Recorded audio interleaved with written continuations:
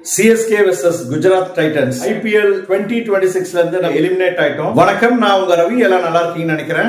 எது நடக்க கூடாதுன்னு நினைச்சோமோ அது நடந்துடுச்சுங்க. CSK out of the tournament eliminate ஆயிட்டாங்க. சீசன் பிகினிங்ல கண்டிப்பா நினைக்கவே இல்லைங்க.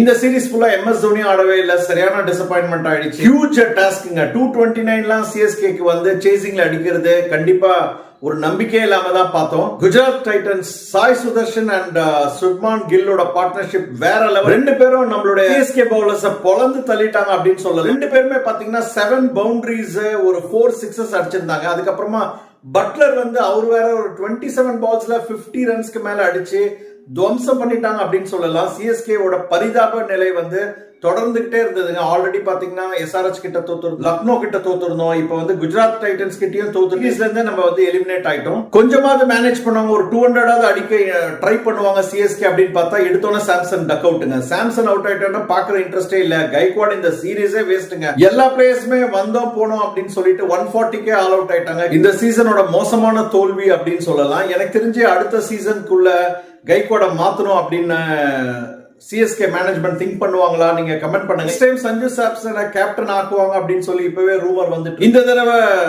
IPL சீசனை யார் வின் பண்ணுவாங்க? பெங்களூர் வின் பண்றதுக்கு வாய்ப்பு இருக்கு அப்படின்னு சொல்றாங்க. நீங்க என்ன நினைக்கிறீங்க? கமெண்ட் பண்ணுங்க. இந்த IPL டெலிவிஷன் வியூவர்ஷிப் கம்மி ஆயிடுச்சு. அன்பார்ச்சுனேட்டா பாத்தீங்கன்னா 25% டிராப் ஆயிடுச்சு அப்படின்னு சொல்றாங்க. 2026 IPL CSK சூப்பர் 4ல கூட வராம எலிமினேட் ஆனது நம்மளுடைய CSK ஃபேன்ஸோட கனவுகளை குழி தோண்டி புதைச்சிட்டாங்க. அடுத்த வருஷம் மீண்டெழுவோமா? யூடியூப்ல சப்ஸ்கிரைப் பண்ணிக்கோங்க, இன்ஸ்டால ஃபாலோ பண்ணி சப்போர்ட் பண்ணுங்க.